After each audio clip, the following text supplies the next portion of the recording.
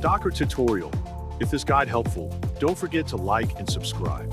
First, open Google and type Docker install in the search bar. Click on the official Docker website and go to the Docker desktop download section. Press the download button and wait until the Docker installer file is fully downloaded to your system. While waiting for the download, you'll need to install WSL. Look for the blue WSL link provided on the same page and click it. Then, copy the installation command shown there. Open your command prompt, paste the command, press enter, and wait for WSL to install completely. Once WSL is installed, go back to the Docker installer and launch it carefully until the installation is complete. Click Close and Restart when prompted. After your PC restarts, Docker will automatically open.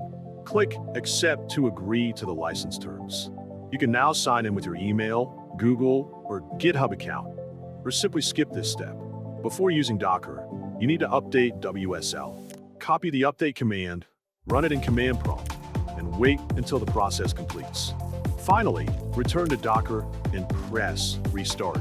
Docker is fully installed and ready to run.